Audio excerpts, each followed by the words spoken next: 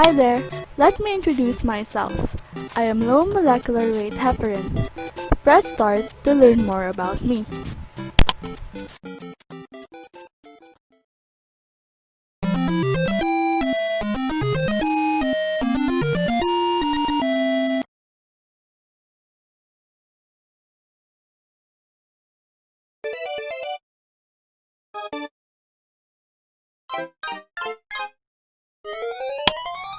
These are my generic names.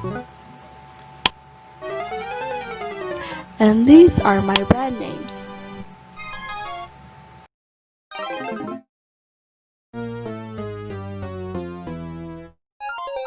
In therapeutic classification, I am classified as an anticoagulant, which means that I prevent blood clotting. In pharmacologic classification, I am classified as a low molecular weight heparin. My pregnancy category is category B, which means that I am safe. Based on adequate reports and studies, I have no adverse effects on the fetus and the pregnant mother, nor does I cross the placenta. Thus, it is considered that I am safe and very effective. Now, let us go to my mechanisms of action. We low molecular weight heparins are anticoagulants acting by inhibition of the final common pathway of the coagulation cascade. The coagulation cascade's goal is to fluid blood into a clot, thus preventing bleeding.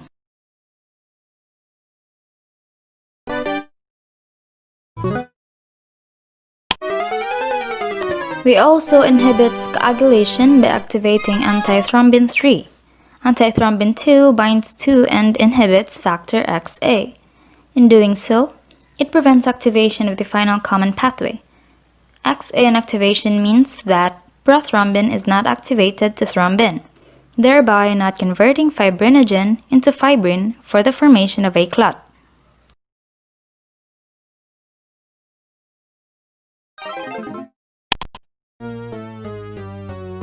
We only act on the inhibition of factor XA.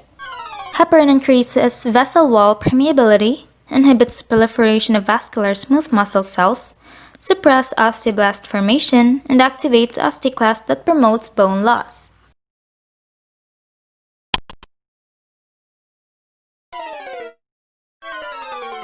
I am administered through the subcutaneous route. I have a bioavailability of 30%. I am metabolized through desulfation, which is the removal of sulfate, and polymerization. I can be removed through non-suturable renal excretion.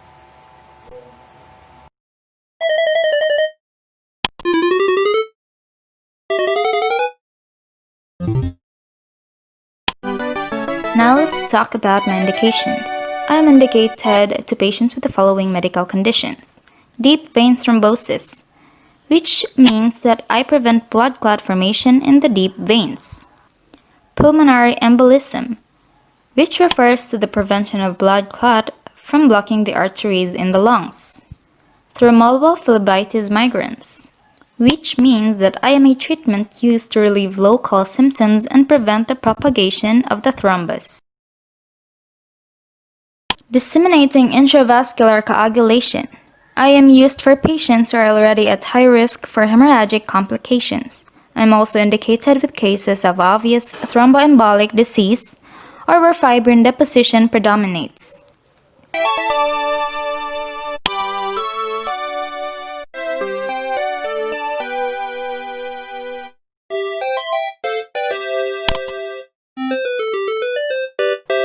In venous thromboembolism, I prevent further clot deposition and allows the patient natural fibrinolytic mechanisms to lyse the existing clot.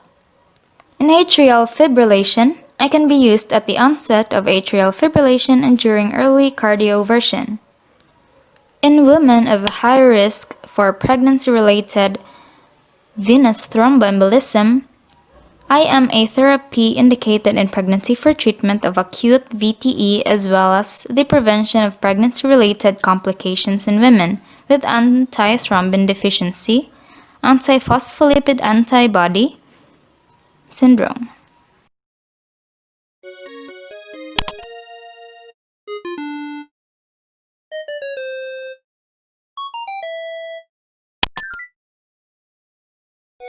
I am contraindicated for patients who are allergic to me and for patients who have known bleeding disorder, recent surgery, and spinal anesthesia, as well as for patients who have liver disease.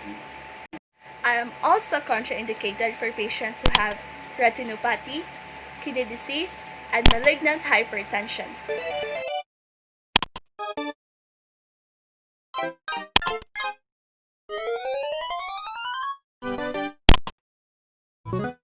And finally, I am a no for patients who have renal insufficiency.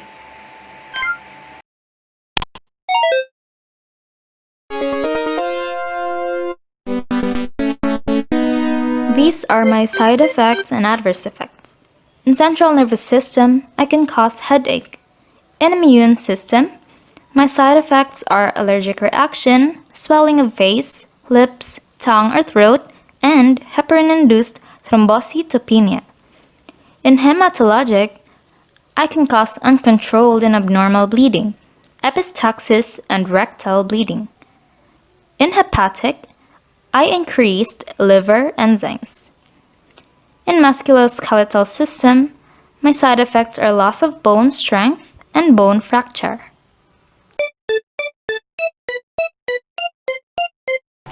The nursing responsibilities are to assess for the mentioned cautions and contraindications, perform a thorough physical assessment, consider important safety complications, confirm the order, check the patient's most recent lab results, including her complete blood cell and platelet count, evaluate the patient for any signs of blood loss, and establish safety precaution. Discuss patient and family educational needs related to anticoagulants, perform hand hygiene, prepare the medication and identify the patient according to your facility's guidelines. Provide privacy and explain the procedure to her. Place her in a supine position. Pull the needle shield straight off the safety syringe. Don't expel the air bubble. Ask the patient to relax and take a deep breath. Tell her that she may feel some burning. Pull the needle straight out, then release the skin fold while orienting the needle downward away from yourself and others. Activate the syringe safety system by firmly pushing the plunger rod. Immediately dispose of the syringe in the nearest sharps container. If needed, use dry gauze to apply gentle pressure to the site until bleeding stops. Remove your gloves and perform hand hygiene. Document the time, dose, site, and patient response to the injection. Instruct the patient not to rub the injection site and to report any bleeding, bruising, or pain. Tell her that the bleeding may take longer than usual to stop. During therapy, monitor the patient for signs and symptoms of overt or occult bleeding. Make sure the patient receives regular follow-up checkup, evaluate for therapeutic effects of LMWH medication, mark the chart of any patient receiving LMWH medications. Monitor the patient carefully when any drug is added to or withdrawn from the drug regimen. If she'll continue taking LMWH medications after discharge, teach her to inform physicians and dentists that she is taking medication.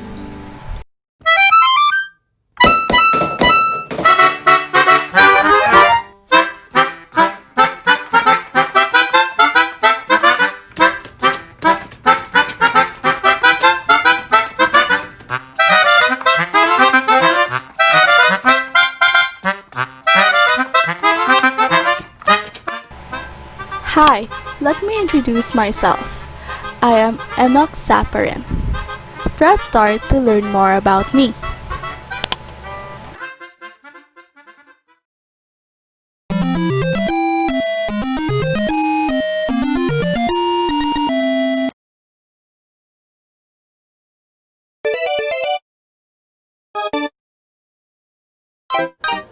Greetings, my name is Enoxaparin. I have a lot of brand names such as Lovenox, Clexane, Neurombi, and Nermiflow. My chemical name is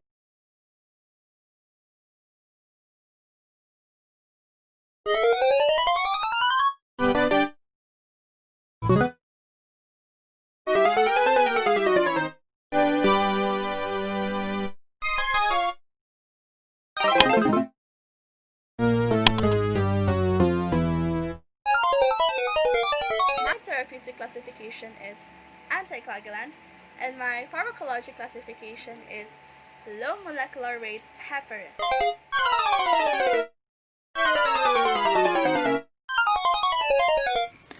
My pregnancy category is category B, which means that I am safe. Based on adequate reports and studies, I have no adverse effects on the fetus and the pregnant mother, nor does I cross the placenta. Thus, it is considered that I am safe and very effective. Blood coagulation is the process in which fibrin protein strands wrap around a platelet plug to form an insoluble clot. This is done through two pathways, the intrinsic pathway and the extrinsic pathway. These two pathways have different clotting factors, and they meet at the middle at 10, and then at 2, and then at 1, which is fibrin, our final product. As I said earlier, blood clots are formed through two components, the platelet and fibrin, which is the end product of our blood coagulation. This clotting cascade is naturally occurring in a human's body. You naturally have antithrombin 3 that floats around your blood. Its job is to block clotting factor 2, thrombin, and clotting factor 10 to prevent the formation of fibrin, which is a component of blood clot. When you add me and enoxaparin, I will stimulate antithrombin 3 to work more, and if antithrombin 3 works more, it blocks more thrombin and clotting factor 10. If these two are blocked, we don't produce fibrin.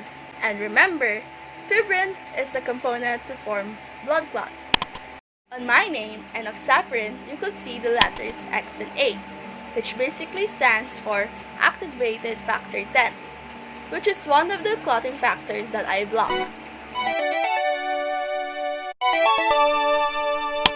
Now let's talk about my pharmacokinetics.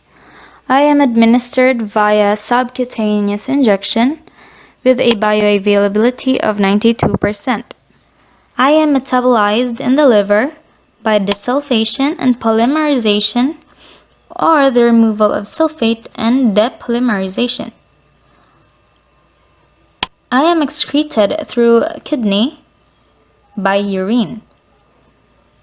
My half-life, based on anti-factor XA activity, is 4.5 hours and is primarily renal. The maximum anti-factor XA and anti-factor 2A activity occurs 3 to 5 hours after injection. In addition, the anti-factor XA activity persists in the plasma for about 12 hours after a 40 mg dose.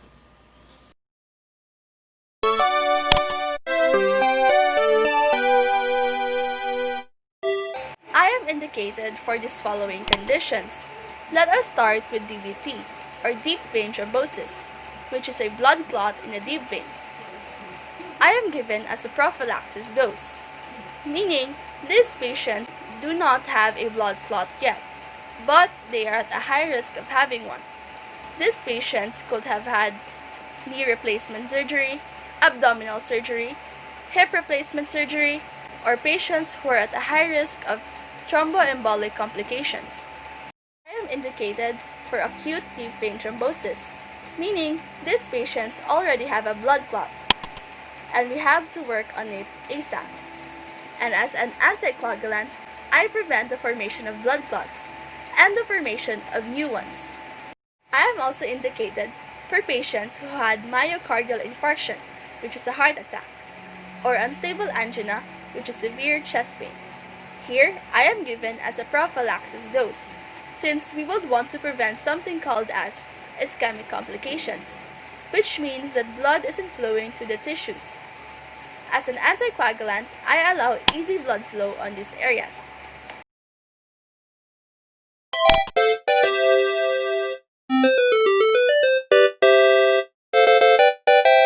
Now let's talk about my contraindications. I am contraindicated to patients that are allergic to me, heparin, or pork products. Patients with active major bleeding or thrombocytopenia, and patients who demonstrate antiplatelet antibodies in the presence of me.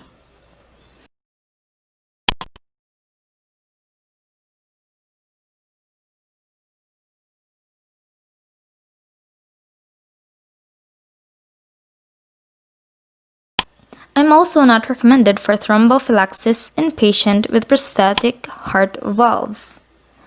I am used cautiously in patients with conditions that put them at high risk for hemorrhage. I am used in extreme caution in patients with post-operative indwelling epidural catheters.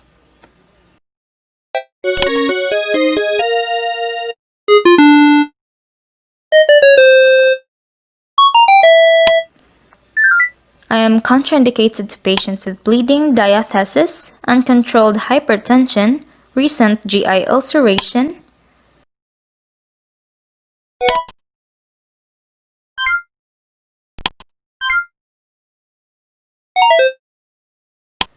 diabetic retinopathy, hemorrhage, and renal insufficiency.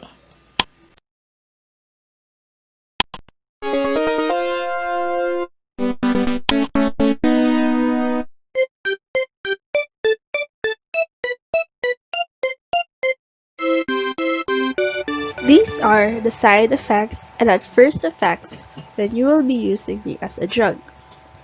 In the central nervous system, confusion, neurologic injury, pain, and fever. In the cardiovascular system, edema, peripheral edema, hematoma, cardiovascular toxicity. In the hematologic, hypochronic anemia, thrombocytopenia, hemorrhage, and bleeding complications. In the skin, rash, urticaria, erythema, and ecchymosis. Another side effect is angioedema. I can also have an effect on the lab results. I can increase the ALT and AST levels, or decrease hemoglobin and platelet count. These are the nursing responsibilities before administering the drug. First, assess for the mentioned cautions and contraindication to prevent any complication. Perform a thorough physical assessment to establish baseline data before drug therapy begins to be able to determine its effectiveness as well as to evaluate for adverse effects. Then, consider important safety complications to help prevent complications. Always confirm the order. Check the patient's most recent lab reports, including her complete blood cell and platelet count. Check her medication administration record for previous dose and site. Evaluate the patient for any sign of blood loss. Establish safety precaution and screen all patients before prophylactic use of enoxaparin to rule out bleeding disorder. Now let's talk about the nursing responsibilities during drug administration. First is discuss the patient or family educational needs about the use of enoxaparin. Explain risk of adverse reactions, instruct patient to watch for signs of bleeding and hemorrhage, urge patient to avoid activities that might increase risk of cuts, bruises, or bleeding. Caution patient against use of aspirin or other salicylates. I am not intended for intramuscular administration. I can't be used interchangeably, unit for unit, with unfractioned heparin or other low molecular weight heparins. Don't mix me with other injections or infusions. If needed, use dry gauze to apply gentle pressure to the site until bleeding stops. Remove your gloves and perform hand hygiene. Document the time, dose, site, and patient response to the injection. And instruct the patient not to rub the injection site and report any bleeding, bruising, or pain. Tell her that bleeding may take longer than usual to stop.